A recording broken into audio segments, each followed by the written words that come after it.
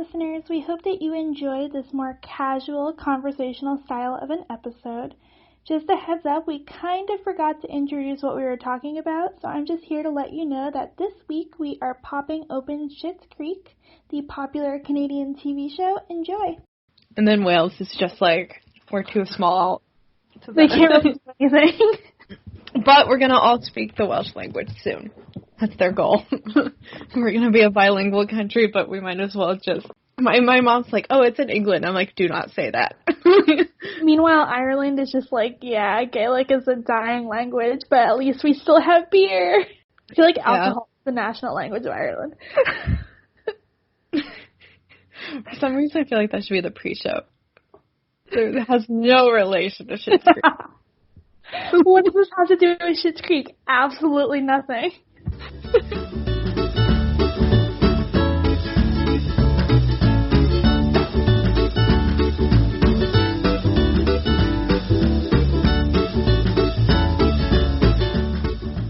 Can you even read your, like, the highlighting is so dark. I can read mine, but, I mean, it's your color. I mean, I can read mine. Okay. I can change it if you want me to.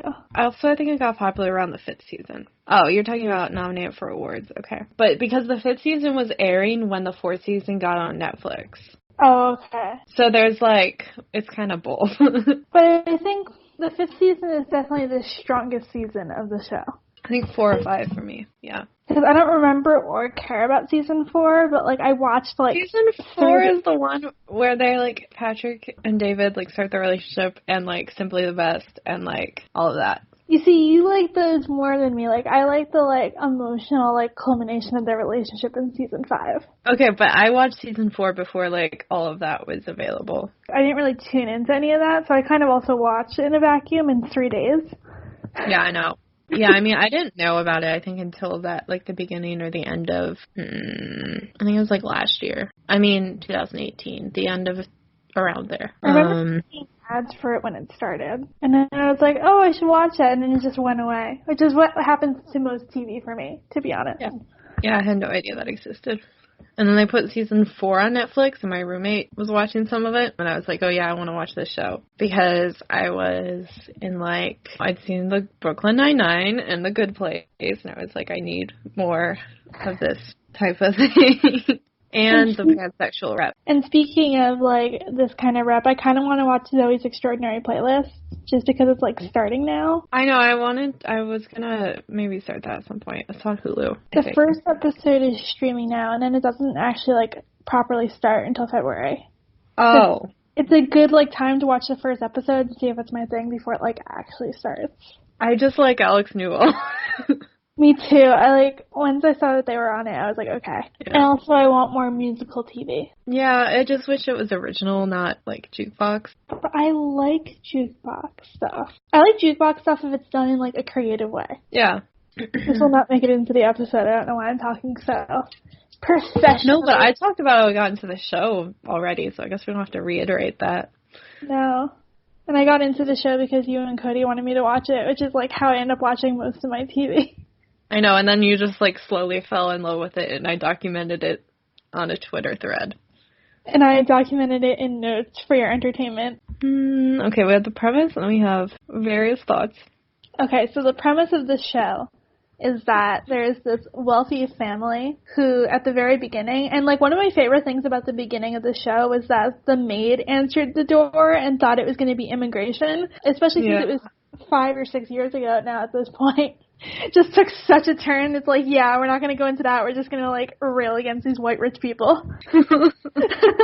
So there's this wealthy family whose business manager committed tax evasion. So they lose all of their assets except for this town that the dad bought the son as a joke. And it turns out to be the thing that saves them. So it's about them realizing that material possessions aren't what sustains you and defines your identity as a person. It's all about human connection and forming relationships and making the best out of crappy circumstances. Yeah, and also is that, like, the town, which is called Schitt's Creek, Schitt. Every time they're on TV, they have to, like, hold up the name. Or some shows they can't even say it. Anyway, wasn't it, like, not worth enough to repossess? Or something? Yeah. Like, that's why. Like, they couldn't sell it to make money. So they're like, you can just have it. My favorite thing is people tweeting, like, it's season 6 and I still don't understand what it means for them to own this town. Like, how does land possession work? And then, it's kind of like Arrested Development if they actually loved each other. Because I wasn't a huge Arrested Development fan. Like, it just didn't make me laugh as much as other shows. And I don't know, I feel like this show also has, like, kind of more subtle, dry humor type of thing. But it genuinely makes me laugh. But again, it's been, like, 6 years since I tried watching Arrested Development. And I watched, like, 2 seasons. There's been moments of Schitt's Creek that have, like, made me laugh. I do like it. But it's, like, not exactly my type of humor that I would normally gravitate to. What I love is how, just, like, there's a lot of really subtle things that I think you don't always catch at first either. So, how Moira talks and how, like, the words she says go together. Like, the second one of season 5 was like, we need some antibiotics because I believe we've just gone viral. And it sounds like a cheesy line, but, like, also antibiotics don't do anything for viruses. You need an antiviral. So, like, it's that kind of thing that makes me laugh.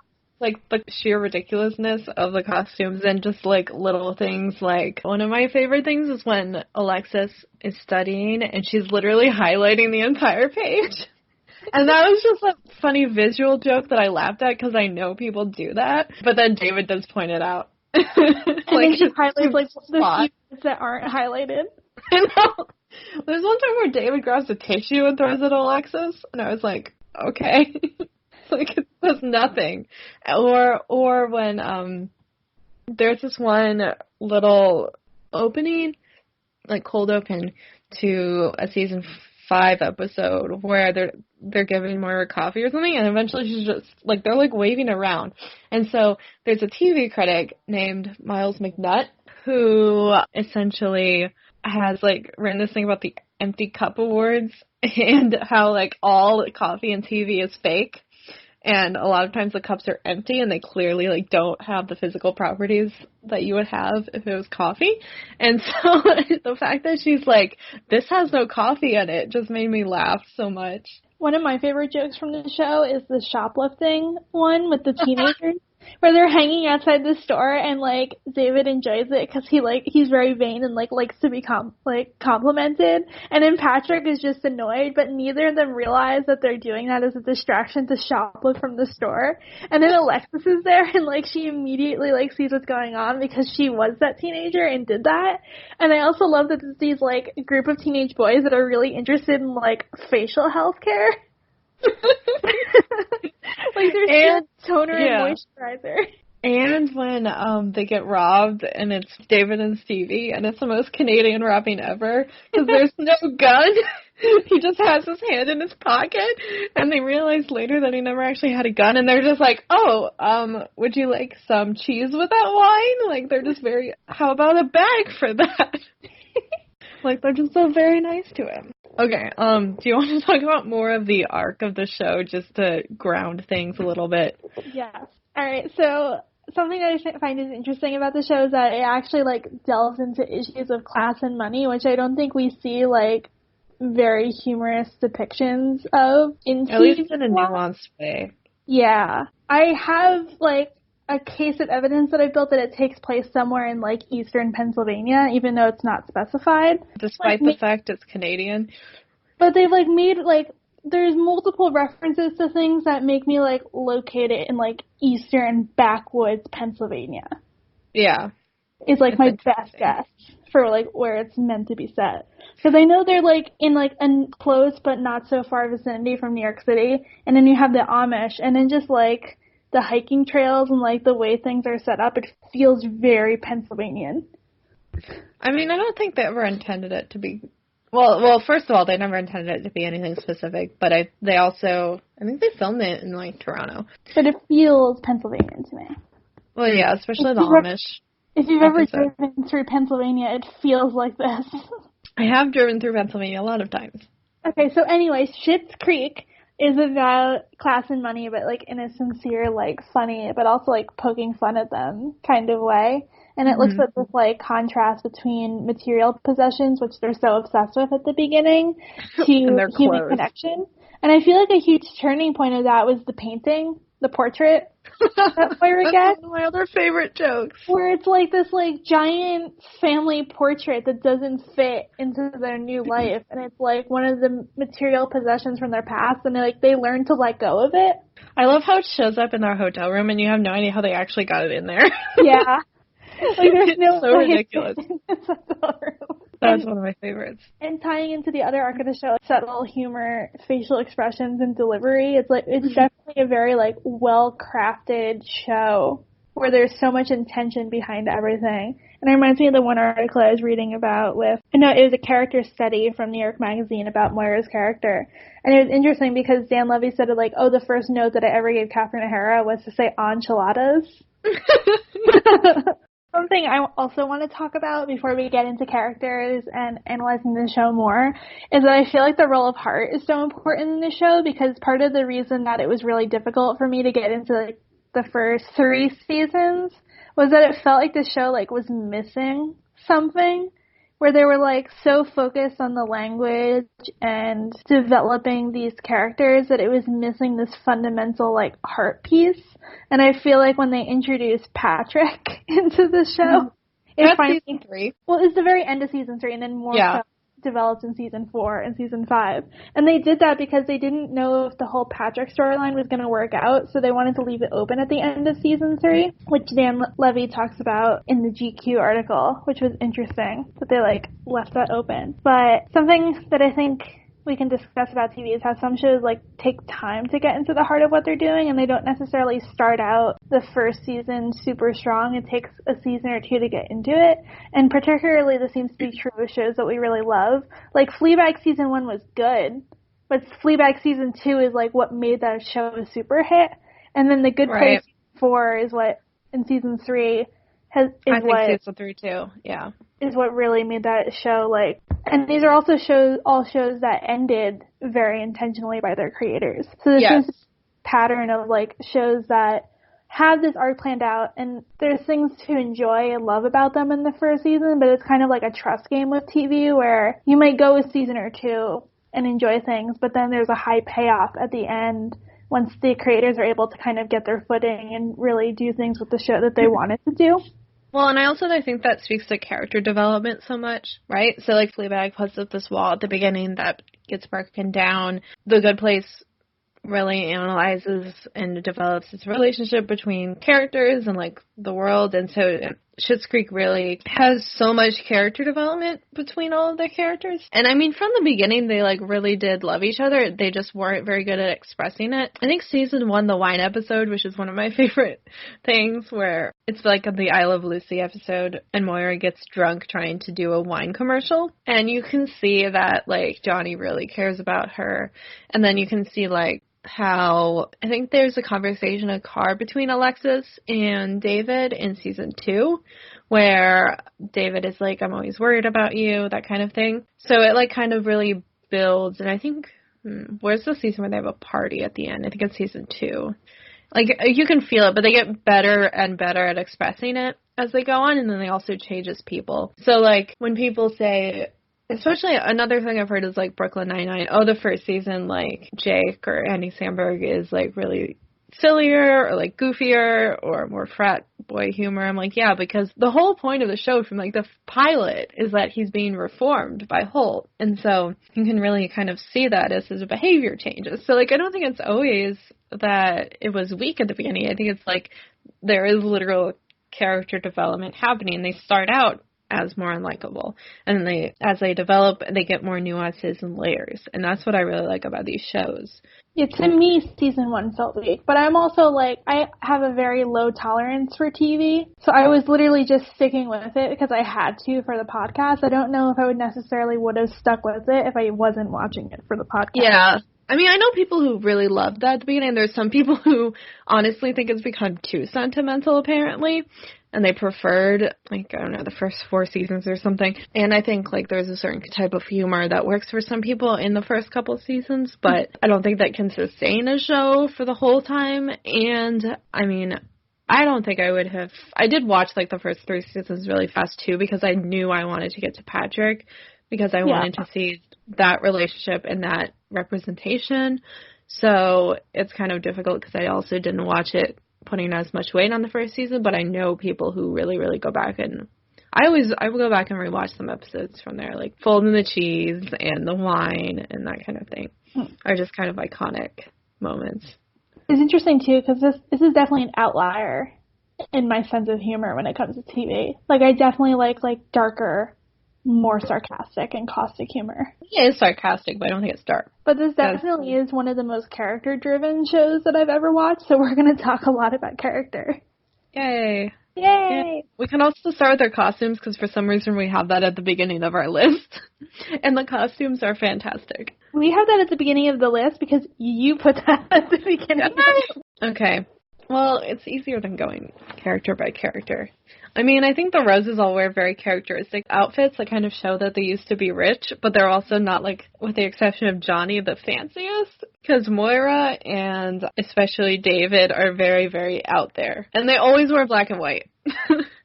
Except when Patrick sings to David, in which case he's wearing, like, fire print, which is symbolic. Yeah. They definitely wear, like, high-end, like, minimalist, not super practical designer garb. It isn't. It's so ridiculous, and it's, like, summer when they film it, too. They're always wearing sweaters. There's an ongoing joke that, like, David wears sweaters during every season, even when it's, like, 90 degrees out. Yeah. And it's just ridiculous. And then Moira wears many wigs. And they all have names. They all have names. And she has a wig wall, and she's very protective over it. Patrick and Stevie's outfits, on the other hand, are more typical. Stevie's definitely, like, my style. Like, so much Me too. There was so much flannel. And then, yeah, I like to joke them across between Stevie and Patrick for various reasons, but one of which is the clothes. Like, Stevie wears flannel, and she's, like, more low-key, and then Patrick wears collared shirts and jeans, and is just very sweet, so I am them. He's definitely, like, the most straight edge of any character on this show. He is, and he's the least straight character, but it's fun. He has a very, like, standard, run-of-the-mill aesthetic. Yeah. I need to expand it to different colors. He's wearing green in season 5, so, you know, otherwise it's, like, blue or gray. Or like, yeah, neutrals. Especially, like, in the last episode or two, I've noticed that, like, the camera sometimes peeks at his, like, wardrobe where all his clothes are folded, and it's just, like, muted neutrals on the side of the screen. Like, his apartment just looks like a standard, like, IKEA catalog. Where he has, like, all these, like, pictures, and, like, the standard bed, and, like, standard floors, like, standard walls. It's not, like, extravagant in any sense of the word. Yeah, there's also that bit where Alexis calls him a teddy bear, and that's very accurate. Yes. I feel like for me, like, I'm David's anxiety in Stevie's outfits. Yeah, David does have anxiety. But so does Stevie a little bit, I think. But he has more self-doubt. Yeah. I mean, I have that too, but I also have, like, David's, like, hyper-present anxiety. Yeah. I liked when he discovered that the panic attacks are real. There's also a lot of just hair stuff throughout the show. Oh, is that why you like it so much? No! Stop! But, like, when Jocelyn gets her hair cut. Jocelyn brings Moira to the salon, and Moira comes back in the Jocelyn wig. Great. Also, the blouse barn. R.I.P. the blouse barn. I forgot about that. But then she comes back. Remember the dude who looks like David, who was shoplifting? Okay, let's do characters now. Yay, Moira. Catherine O'Hara, who I don't think I've seen in anything without knowing it was her. I just see the mom from Home Alone every time I look at her. Like, I'll have this, like, I'll be watching the show, and I'll just, like, have, like, this moment of, like, seeing her face when she realizes that Kevin is still at the house. See, yeah, I haven't seen that movie in, like, I don't know, 15 years. So, like, I was burned into my memory. I guess she was in Beetlejuice, too, only because she introduced the musical at the Tony Awards. But I haven't seen that. I haven't seen Beetlejuice. Yeah, and I guess, like, Waiting for Guffman or something. Have not seen that. Yeah, but she did stuff with Eugene Levy, so. Again, she is literally the mom from Home Alone to me. Like, that is it. She's a very famous comedic actress. But anyway, the voice that she speaks in is not her own. No. It's not anyone except hers. They, like, made up an accent. And an article, like, from a language expert talking about how the voice and the accents that we use say so much about who we are, and we always have, like, pieces that come from various places, which feels true, so it's interesting to think about, like, her language and the way that she speaks as a combination. I'm looking up Moira Rose quotes. Of all of, like, these various influences from hers, because she definitely has that, like, melodramatic soap opera way of speaking, but then also, like, hoity-toity, like, kind of, like, high class in society, like, accent, and then, like, also all these, like, weird parts. Like, it feels like a very, like, flamboyant accent. But the baby. She says baby as baby. Like, these, like, French influences, because that's what babies are called in France. Yeah. Everyone being, like, so surprised that she says it bebe, but, like, that's literally baby in French. Like, yeah, I knew that. I was just, but, like, just every time, though. Here are some quotes I found from Release Mama. But can you do it in the voice? Can you do it in David, stop acting like a disgruntled pelican. I don't know if that was accurate, but... It sounds like a drunk version of Moira. Like, drunk drag version of Moira. I'd kill for a good coma right now. What you did was impulsive, capricious, and melodramatic, but it was also wrong. With the vigor of a wartime radio operator. You are blind to reality, and for that I am most proud. But it's just the way the orders are. And I have some other parts that are... She was, in musicals and stuff, and so some of those things are hilarious to me. Yeah. Like, there's a running thing about musicals, but one time she says Patricia Lupone, and that made me laugh. It's also funny because I'm, like, very deep into, like, the crafting and, like, crochet and knitting and embroidery community on Instagram, and there's this one, like, very prominent embroiderer who does, like, all pop culture. So she does things from, like, The Office and Arrested Development, and she does some Schitt's Creek loops of Moira quotes. So, like, she has one that says, "I'm eating egg whites and hoping the building will collapse," which is from season 1. I just saw that. Yeah. God is the devil's telephone, best to just hang up. And then she also has Alexis's "Love That Journey" for me from season 1.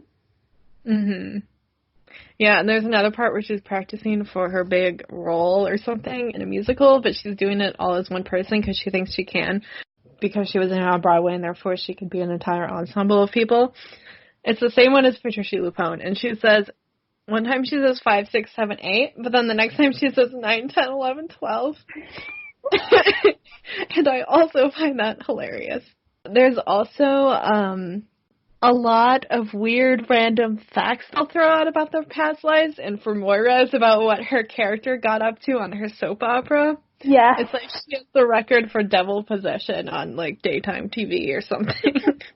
It's like she died multiple times. Like, it's the most ridiculous soap opera stuff.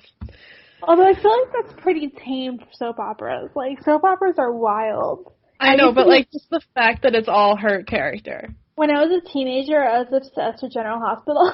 All right. You're just like, I have no reaction to that. I have no frame of reference. Well, because my mom liked General Hospital, and then she got me addicted to it, because, like, it was just, like, a good time, like, in the arc of the show. And then they replaced some actors with people that, like, because in soap operas, like, they'll replace actors who play the same character. But Oh, then it's weird because they don't look the same and they don't act the same way. What I don't like about soap operas is not only that they air like 5 times a week and there's 1,000 some episodes, but also like when the background music is there, it's really dramatic. But otherwise, it's just all very intense. Like there's some sort of sound engineering that happens that makes it sound immediately like a soap opera. Like Yeah. you know, it's a soap opera. But I mean, I think soap operas are so addicting because it's literally just like all intense emotion for like 30 minutes or an hour, depending on which one you're watching. And then it's like you get sucked into all these characters, and it's like the most ridiculous thing. And also, children age very strangely on soap operas. So like they're born on Monday, and then they're like 10 on Friday. What?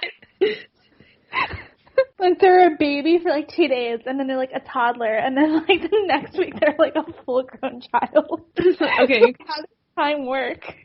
You really do watch Los Spookies because it's based on like Latinx soap operas, but like especially the weird, dark, and obsessed with death ones. Oh yeah. So it's Well, like General very. Hospital is all about like mob drama. Oh, really? In a hospital? Yeah. Like they work in a hospital, but then there's also mob conflict. I thought Grey's Anatomy seemed weird for the amount of people dying in a hospital, but like, all right. Oh, your Moira comments. Oh yeah, I love Moira's emotional breakdowns. Like, I love that this came back at the end of season 5, but basically when Moira has a breakdown, she locks herself in a closet. Yeah. The beginning of season 6 starts out that way. Yeah. Well, she locks herself in the closet at the end of season 5 because the Crow movie got shelved. Yeah. The Crow movie. The whole thing. I like The Crows Have Eyes too. And she's like, oh, it's a sequel. And then it's just TOO. And I think it's also funny to watch Moira become successful at all the things that Johnny wants to do. Like, Johnny wants to run for town council, and then Moira runs for town council and wins, and then, like, there's multiple instances where, like, Johnny wants to be, like, the leader and, like, the provider of the family, but then Moira outdoes him because she's more successful at thriving in this environment somehow. And Johnny is, but he loves her, which is nice. They definitely love each other in a funny way. And I think I was reading, I forget if this was in the character study or the Dan Levy interview, but they were talking about how, like, no one's mean on the show. Yeah. Or, like, even when they act in, like, hostile and, like, angry ways, it's not out of, like, inner, deep-hearted meanness. There isn't, like, a character like Jerry on Parks and Rec or whatever where they're just mean to him for no reason. I feel like there's Roland who is weird, but no one's, like, they're not mean to him. They just think he's weird. And Roland's not, like, mean. He's just, like, rooted in this town and the history of this town, and he acts, like, through that lens. Like, the sign, when they want to change the sign to make the town, like, less offensive. Okay, because the sign makes it look like, And he has a sign that's like, don't worry, that's his sister. It's like, no, it makes it worse. No, it's about incest. That was, like, the only incest joke I've ever found funny on TV. Not even Daniel Sloss's? Well, I mean, that's, like, a different genre. Okay. It's also a very, like, different intention behind the joke. Yeah. Okay. Yeah, I feel like Johnny is really the, quote, straight man of the show. Like, he's always wearing suits. I mean, but at least before Patrick shows up, like, he's not as weird and funny as, like, the rest of the family, and so he kind of, like, tries to balance it out, and he's mostly just eyebrows. Well, Johnny's weird in that he's too normal. Yeah, exactly. For the people around him, like, that's where, like, a lot of the humor comes from, where, like, he's this very, like, straight-laced business guy who just, like, wants to be a business guy, and, like, before he ends up running the motel with Stevie, it's just, like, so funny to watch him, like, try and get his footing in, like, various businesses, and fail spectacularly every time. Like, when he wants to, like, try and get in on the raw milk trade.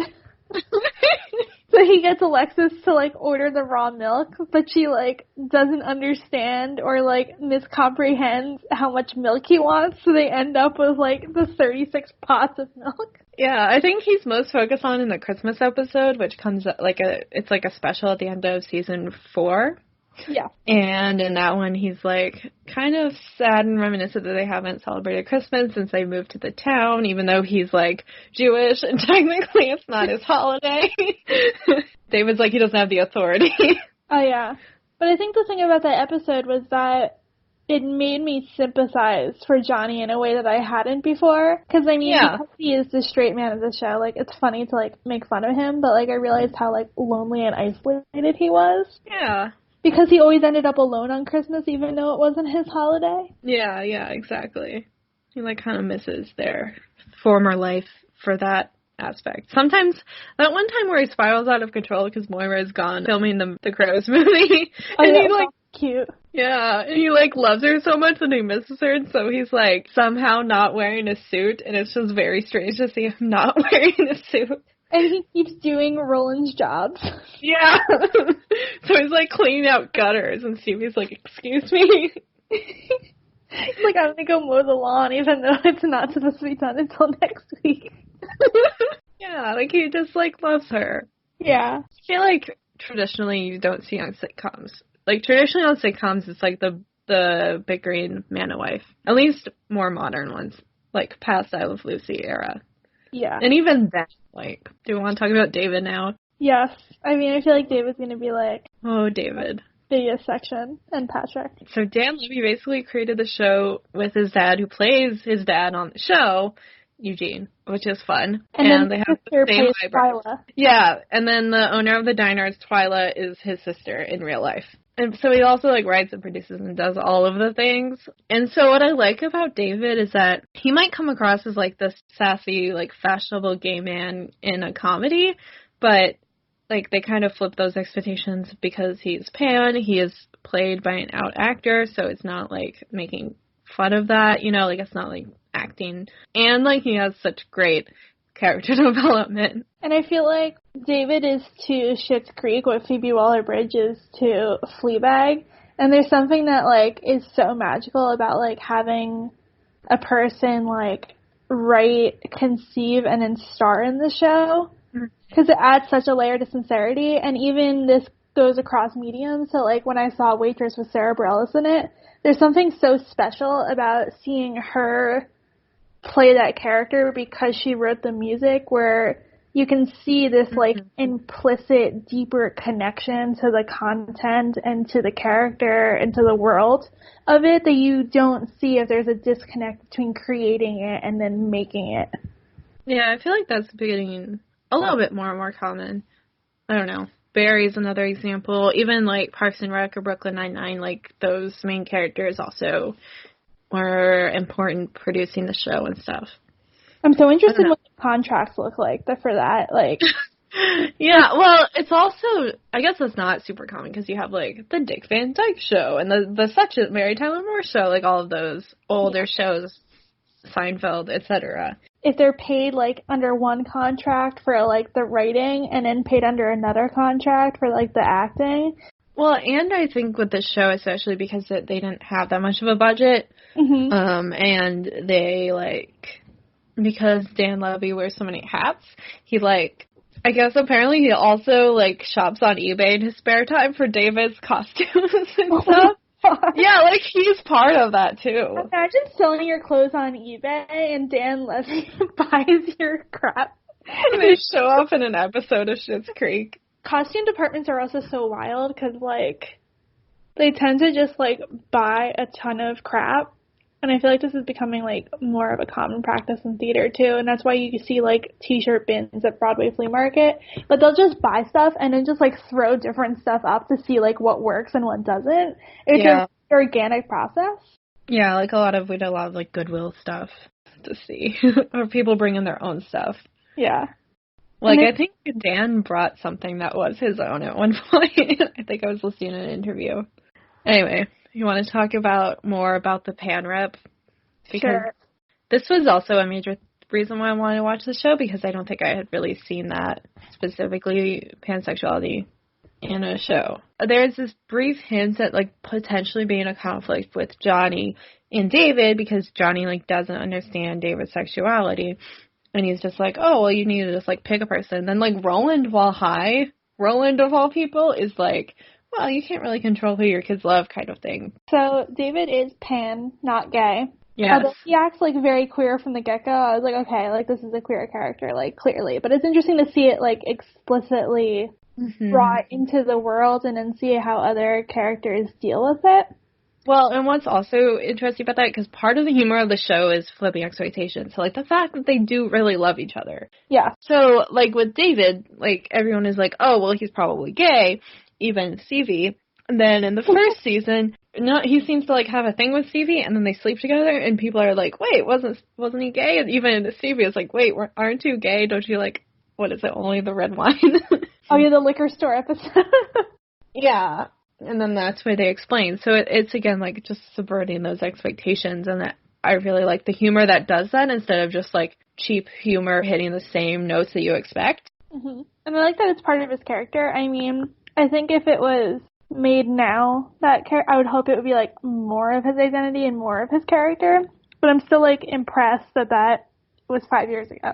Yeah, I mean, that's why you need people from the community to actually create stuff, because they actually know these things exist. Like, they have the vocabulary to, like, explore these things. And I think part of the reason that not nuanced and straight-made queer rep is so harmful is because it just reinforces a lot of the ignorances that people have, so it becomes harder and harder for people from these more marginalized communities to break into the space. Yeah. These misconceptions about how things are, and then people don't want the actual, like, real stories. Yeah, we'll get to a little bit more of that in a minute. But the other thing is, I mean, the explanation does talk a little bit about, like, trans identity is, like, not only included in pansexuality, but, like, a feature of it, whereas, like, bisexual people can still be attracted, and straight people and gay people can still be attracted to trans people, and that's just, like, kind of a misunderstanding. It's like, but this was also 5 years ago. Like, that's the thing. Like, I feel like more of our conversation of nuances happened more recently, which is why it was really disappointing when Big Mouth did that whole bi versus pan thing, and totally. The thing that was a popular definition a few years ago. Yeah, it was. People like to ignore that convenient fact that, like, the definitions have changed so much over the past 10 years, where even if you're part of these communities, it could be hard to keep up with the discussions around the identity because it did change so rapidly. Mm-hmm.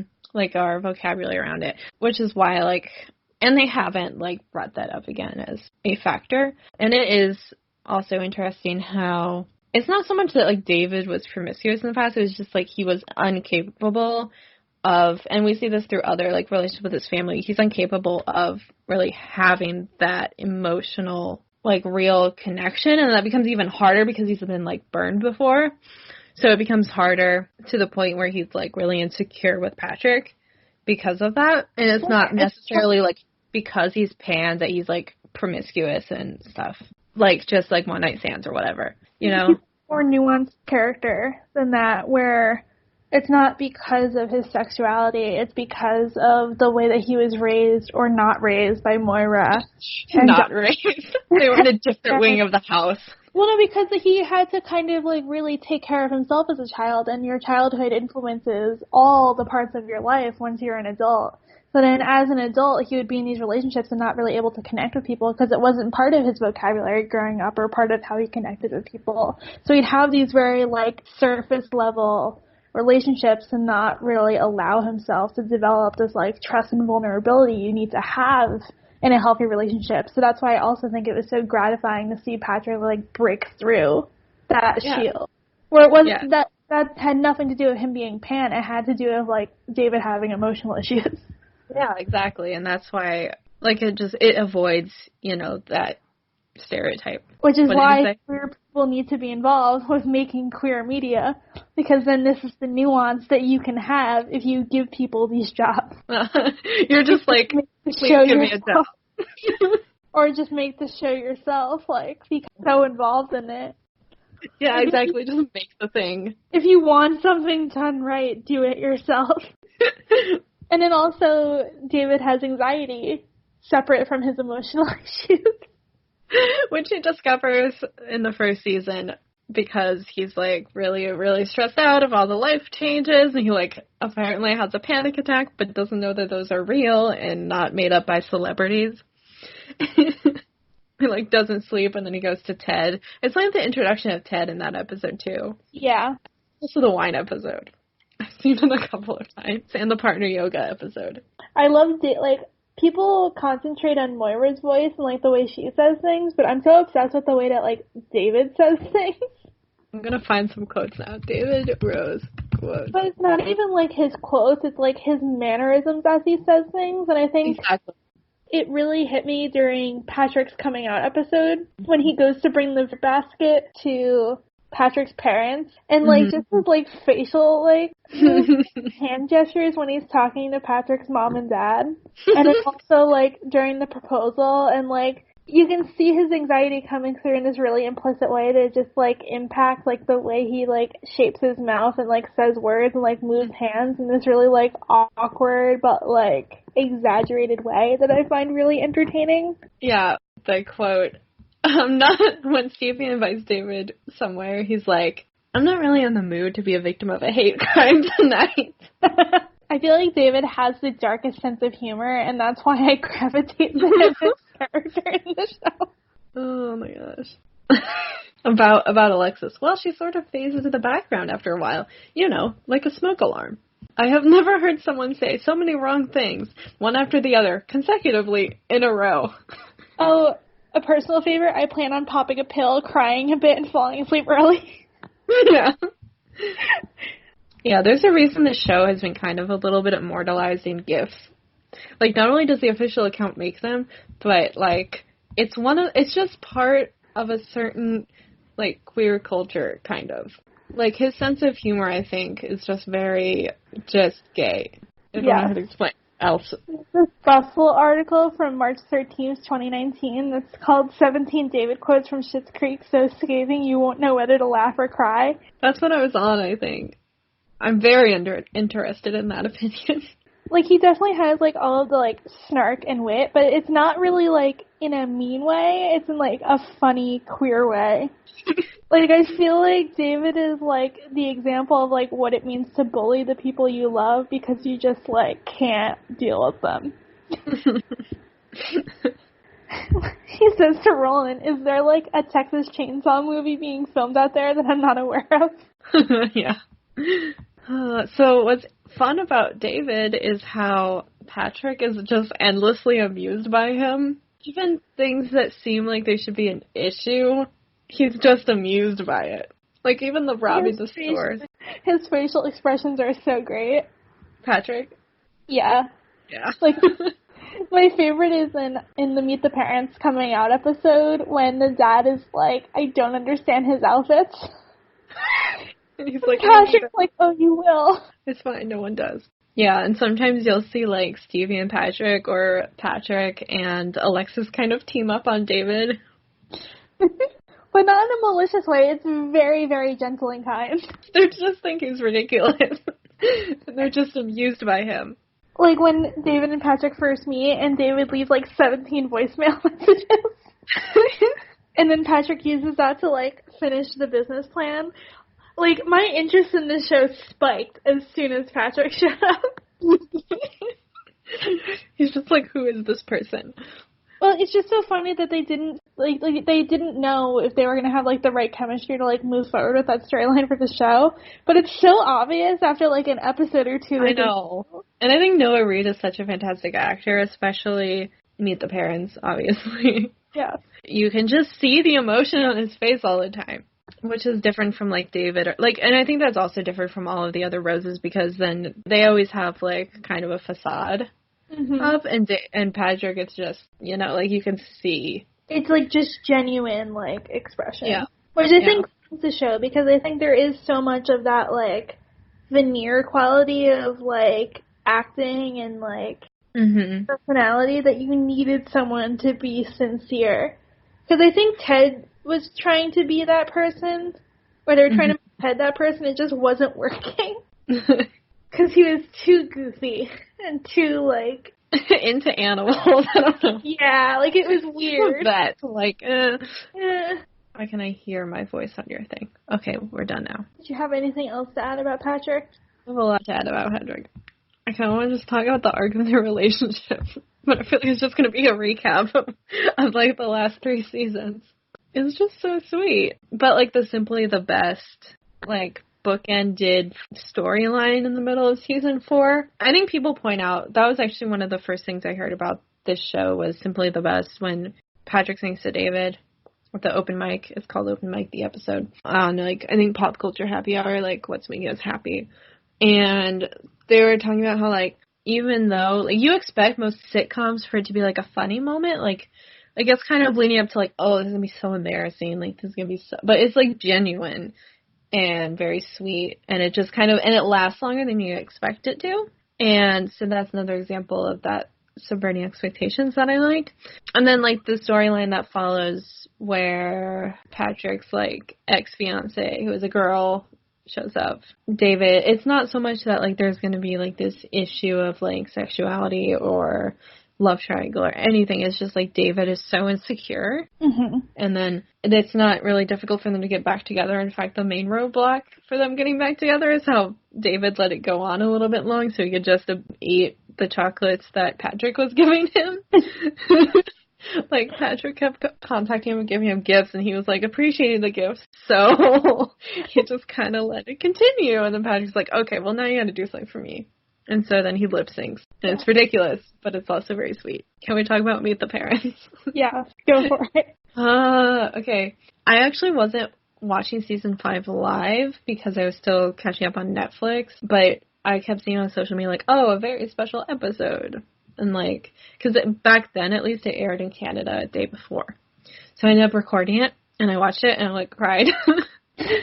Because it's not, I think it's, like, a coming out story that you never have, like, seen before. Like, people like to talk about how coming out might be unnecessary or whatever, which is kind of clearly you have some advantages over other people. I don't think all stories should be coming out stories, obviously, but just, like, I had never seen anything like that, especially that it kind of mirrors just, like, my own experience where, and you can see how much emotion Patrick has. Like, not only does Johnny and David and everyone, they take the potential outing very seriously, but Patrick has so much emotion and so much, like, frustration. Like, oh, it was just so hard to just casually mention that I have a boyfriend because I didn't want to, like, explain it and answer questions. And I didn't want to, like, he's, like, 99% sure they're going to be fine with it. But, like, it's still going to change things. And so, like, that's what his hesitation is about. And I think that's just such a real world thing. Mm-hmm. And then when David and I think Johnny's in there at that point go to talk to the parents, and I think Patrick's mom or something is like, well, what do we do? And then David's like, okay, well, and then he's like, no, like, why didn't he feel like telling us earlier? Like, that kind of thing. Like, that's the thing I've experienced. Like, you know we love you. Like, why don't you tell us? It's like, well, it's still really hard. And, like, I had never seen any representation like that, and so that's, like, why it's one of my favorite things ever. Speaking of queer people, how about Stevie? Stevie is straight in the show, but Emily Hampshire isn't, and, like, she just is a queer icon, mostly because of her flannel, like, and her, like, dry sense of humor, and her, like, low-keyness. Her deadpan humor. I love her so much. So great. We love how close she is to David, and they're, like, buddies, and they help each other with things and advice. I love seeing a show where, like, people became romantically involved and they didn't act like 5-year-olds after it ended. Like, they were still able to, like, connect to each other on another, like, human level and become good friends. They were just like, this didn't work. Like, whatever. And then I also like how she and Johnny are becoming closer, and he's almost like her father figure. Relationship. Not, like, romantic relationship, but just, like, the, like, work relationship they have, but also, like, the mentor relationship they have in, like, a kind of way. Yeah, and she's also, like, their added sibling now. Like, I think there's even one episode where Moira's on the rose, and Johnny turns around and is like, say hi, Mom, and Alexis and Dave are like, hi, Mom, and then Stevie's like, she's not my mom. But she basically is, like, a part of the family. Yeah. I love her. And then her arc is amazing. Oh, yeah. Her cabaret performance. So good.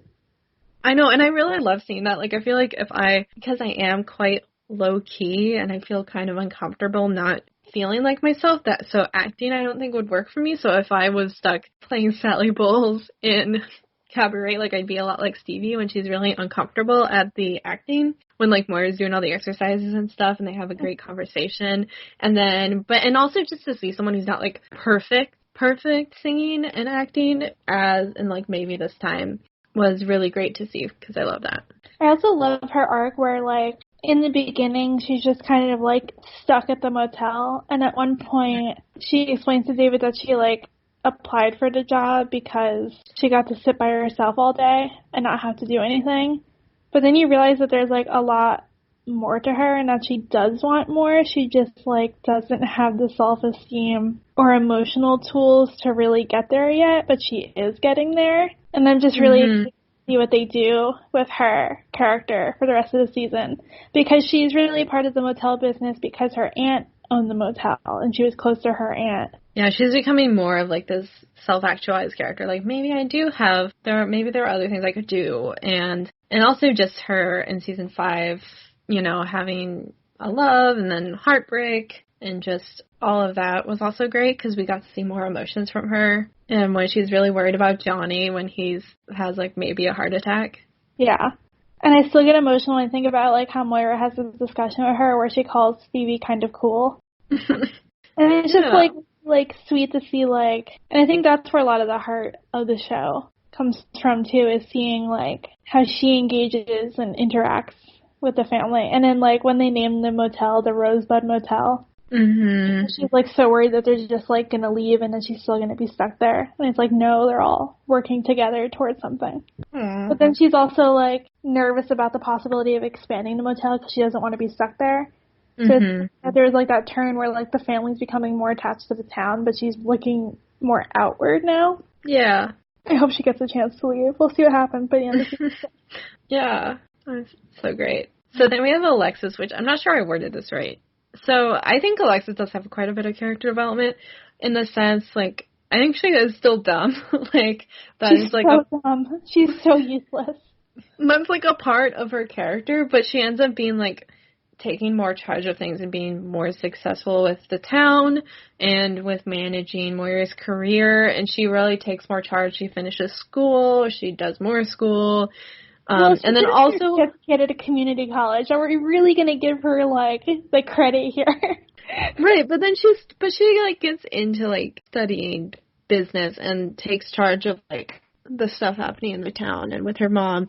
And I also think, like, her relationship with Ted, and because she talks all the time about, like, I feel like men to her in the past were just, like, ways of traveling the world, apparently, because she talks all about weird adventures she's been on.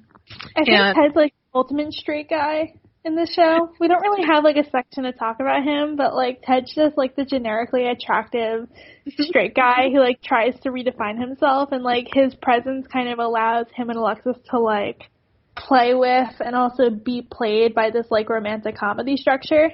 And that's all I have to say about Ted. Yeah, it's interesting because he was a lot goofier at the beginning than I got used to as it went on. Because I went back and I rewatched a little bit of season 1 recently, and I was like, oh, I forgot how, like, weird and goofy Ted is. Like, his whole, like, apartment and stuff. Like, he does, like, kind of come back and reinvent himself. He has to reinvent himself because Alexis stepped all over him, and then he comes back. Yeah, but I also like drunk Ted when he shows up at the party, letting loose, even though he was supposed to have, like, a big shift spaying and neutering pets the next day or something, and he, like, shows up, and Patrick and David and Stevie are all, like, really into him. Oh, yeah. But yeah, I'm definitely not into Ted and Alexis as I am other people in the show. I liked how it built and paid off, and just seeing Alexis become, again, more trusting and more independent of people. To an extent. I don't really like her as a character, and I think she's definitely one of the weaker parts of the show, and I'm sure people will fight me over that. But, like, I think just seeing Alexis in a committed relationship is also very new for her compared to, like, David, where it's like men were basically just, not possessions, like, tickets to her to, like, exotic in quotes, lands of, and, like, crime, apparently, that she got into. Whereas now she's, like, having to deal with actual emotions. And also just, like, committing to someone. Because before, when it got too hard, she would just leave, right? So now she's, like... Yeah. actually To an extent, I think she does. I think it's also funny because I think she tries, but she's also just like so incompetent. Like when she teaches Moira how to use social media in season 6. Yeah, I mean her like ideas weren't hard. They were just like, now we wait 3 hours until they're on their lunch break, and then Moira screws it up. Yeah, tries, and I think she's like trying to be a better person. But I think the show definitely like just constantly undermines her, and I love watching it. She's just hilarious. But I think she's also like a hyper like feminine character, and I just don't relate to her as much. Yeah. I just like can't like see things from her perspective. I just kind of laugh at her. She also just has very specific ways of speaking, like the rest of the Roses, and just the way she like puts her hands in certain ways.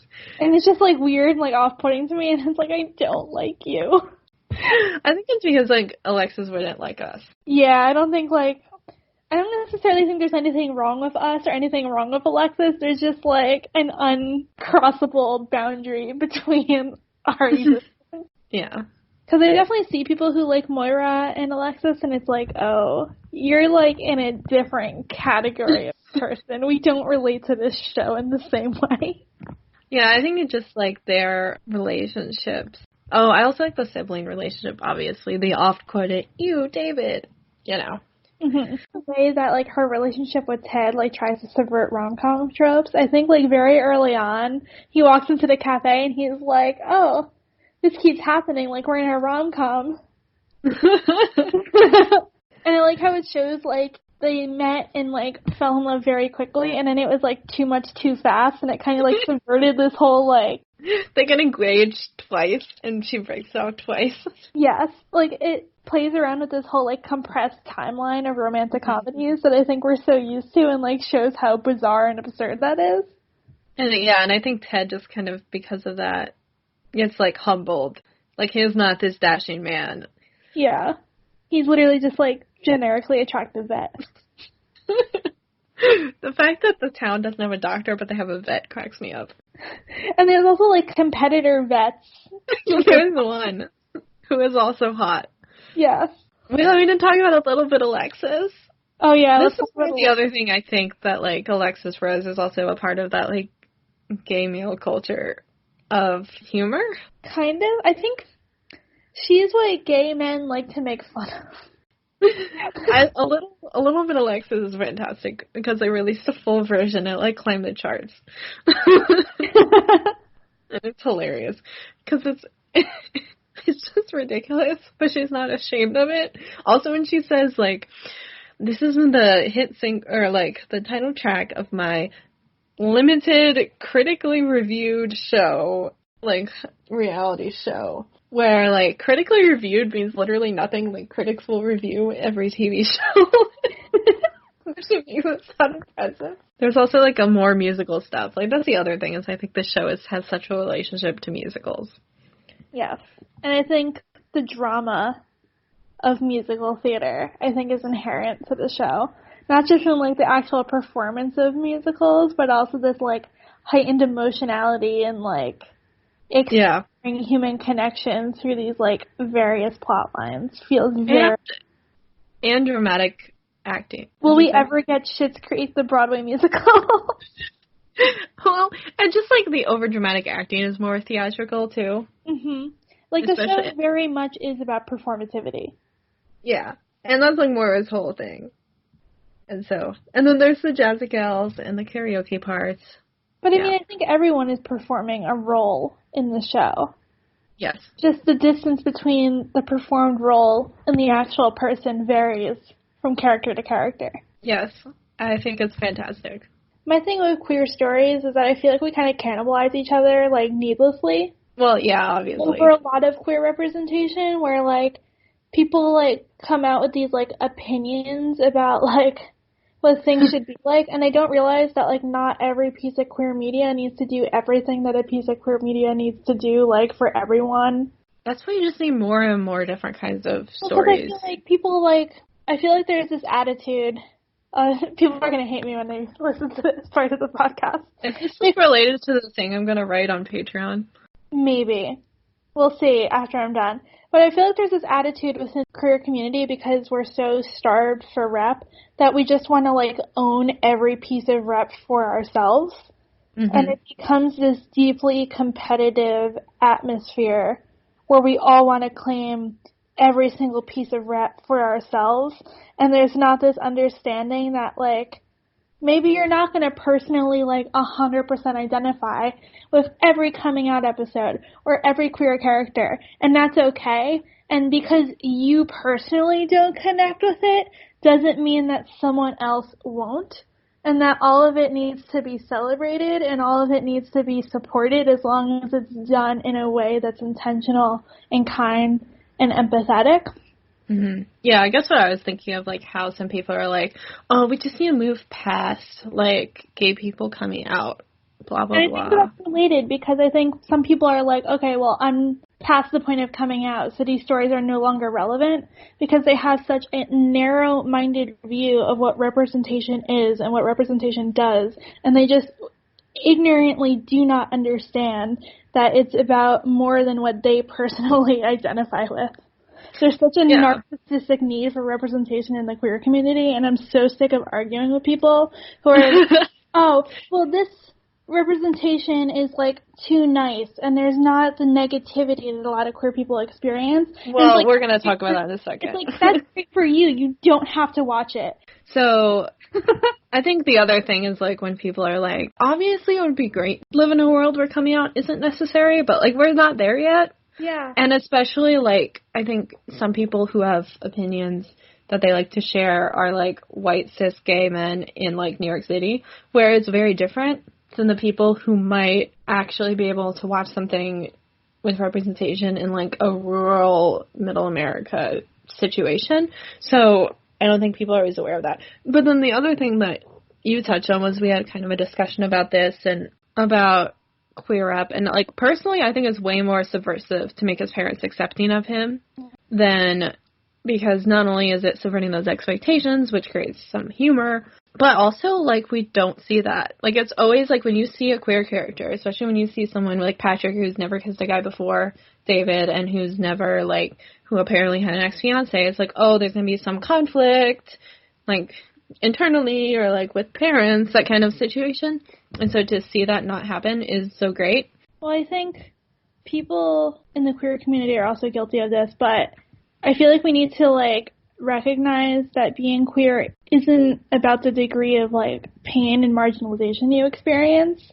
Yeah, and that's one of the things where I mentioned that I've been seeing people, like, including major TV critics, like, oh, I'm just kind of tired now. The show is too sentimental. It's like, because Dan Levy, like, kind of quoted, like, oh, I intentionally made this world, like, the world of Schitt's Creek, like, not homophobic in the sense that no one pushes back against David and Patrick's relationships, but that doesn't mean that they're, like, lacking some sort of internal depth. Like, I don't think internal depth has to be related, for one thing, to pain of queerness, and the world around you. But also, like, this episode shows that, like, it's not always, like, they still have issues. And, like, with Johnny in the first season, not quite understanding David, like, it's not completely isolated or, like, a fantasy either.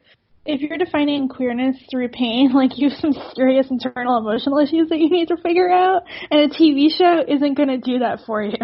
There are people in the community that have more privilege than others, and I think people fail to recognize, one, how intersectional the queer community is, where there isn't this, like, universal cis, white, gay, male story that's going to serve everyone. Like, but that doesn't mean that story can't exist. It's just, like, unfortunately, we're not, like, someone was like, oh, I'm so mad that, like, in Love, Simon, like, his parents were accepting of him, because, like, it doesn't even touch on all the issues of, like, homeless queer kids and trans kids and everything. It's like, okay, one movie does not have to show everything. The unfortunate part is that, like, literally no movies are being made right now, which is why I love TV so much, because of the whole, you know, we need to make as much money as possible. Disney basically has a monopoly. We need to export everything across the world, and they have to be accepting, or maybe there will be one tiny 30 seconds that they can cut out, and then, Disney cut, when they bought Fox, the whole studio that made those, like, medium budget movies like Love, Simon that can be shown in movie theaters around America. And like, I know you guys love your indie movies, but those just flatly aren't available to a lot of people. Like, so many indie movies are very difficult for me to see. And even living 25 miles outside of New York City, like, a lot of indie movies are difficult for me to see. I either have to go to a movie theater in New City, New York, which is like an hour away. There's a small town that has like a very special, affordable price indie movie theater in a strip mall, and I don't understand how it exists, but it does. And then New York City is the other place that I can go. And even then, it's annoying because a lot of the indie movie theaters, and even New York City, have been closed down. And it can be difficult to access movies. Yeah. Yeah, I mean, it's either you live next to an art house cinema or you're able to get it streaming or physically from a library or something. Like, unfortunately, like, yeah, mainstreamization of things aren't great. But, like, I don't think that's what the show does. But the other thing is that, yes, not every story is doing everything, but I also get the frustration that there's a huge portion of stories that aren't being told, especially the more diverse and nuanced ones. Yeah. But I think that that's an excuse to take out your frustration. I mean, I think they are. It's just not mainstream available. And that's the issue, ultimately. Yeah, but I mean, like, for example, like, there's not a lot of visual media stories about, well, first of all, Ace Rep is, like, the first thing. Like, I'm pretty sure I have, like, 3 confirmed, like, media I've ever seen that rep in. And, like, trust me, like, if it is available, like, I will find it. And then also just, like, varying experiences of queer people of color in TV media. Absolutely. And then just, like, bi and pan people, and then, like, across class, race, ethnicity, etc. Like, there's just not a lot of that intersection. Especially in film. I think TV, that's where TV really excels. Yeah. I mean, there's a lot of it right now, and a lot of it's behind, like, paywalls of subscriptions or premium cable, but that's ultimately, like, where it's, like, between theater and TV. Books, to an extent, books are just, like, there's so many, and it's harder to find, I think, in that way. Also, they're not being marketed because the publishers aren't supporting them to the level that they need to be supported, and they're not equipping authors with the tools to market themselves, but that's another frustration that I'll air up.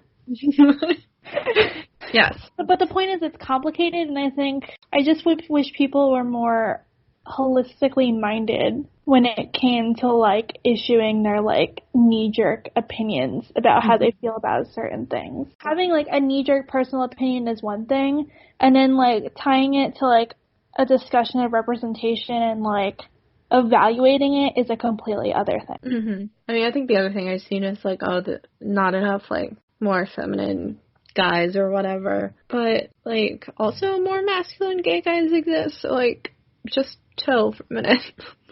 There's a lot of, like, complex forces that divide the queer community. Straight people capitalize on that, and that's why there's not as much rep, because we can't get our crap together and work together. Yeah. Anyway, that's that rant. What do you want to happen so, like, we're recording this when only 2 episodes of season 6 have aired, because, like, we feel like, unlike The Good Place, we don't have as many questions of, like, where it's going to go. So do you have any major predictions? Aside from David and Patrick obviously are getting married. Well, yeah, that's obviously going to be the last episode, and, like, we pretty much, like, have, like, an idea of what their arc is going to be. I will say we're going to release this episode when 4 episodes have aired. Of Schitt Creek. So it's going to be, like, a substantial part of the last season, but still room for a lot of stuff to happen. The arcs that I'm most interested in are really Stevie and whether Alexis is going to end up going to the Galapagos or not. I thought the date thing was funny, though, as someone who's currently, like, planning to travel. Yeah. I have to look very closely at the dates. The other thing is, like, yeah, I mean, I think Stevie especially. I mean, I want to see Stevie leave Schitt Creek at the end of the I think Stevie will leave. I think the Roses will get a chance to leave, but they don't. Johnny will own the motel, but I don't know if they'll still let him live in the motel. Yeah. I don't know. Excited. I'm excited. The actual messages and themes of the show are not up in question. I also feel like on a very certain level, like, this last season is very self-indulgent because they know they don't have to, like, build up tension for another season. Mhm. But they're allowed to kind of, like, lean into, like, a lot of the things that they love about the show and start to close things up, in a way. Mhm. I wonder if Moira will, like, quit acting. I wonder if because they have more time to be indulgent, they'll do, like, more of a episodic, like, experimental episode. Like, an episode focused only on, like, Jocelyn or something like that. I don't know. Because I feel like Jocelyn kind of fell out, but, like, to be honest, Jocelyn's one of my favorite characters on the show. So, I like, like her. before people, like, accuse me of hating all women on the show, like, I really like Jocelyn. Well, you really like Moira, too. Yeah, I just don't like Alexis. And we like Stevie. Okay. So, yeah. Okay. Yeah. Thanks so much for listening to our show. Be sure to check out our Patreon, which we are going to update soon with plenty more content to support our show. We're trying to cover our hosting costs, and even if you can donate $1 a month to us, it would mean so much. Also follow our podcast on Twitter at CPO_podcast, and you can also follow the podcast on Instagram at CulturePopsOpen. Meanwhile, you can follow us individually on Twitter and Instagram. You can follow Tay on both Twitter and Instagram at TayberryJelly, and you can follow Olivia on Instagram at books_bigideas and on Twitter at booksandbigideas. We can't wait to share our next episode with you, which is going to be on sex education, the Netflix show. Thank you.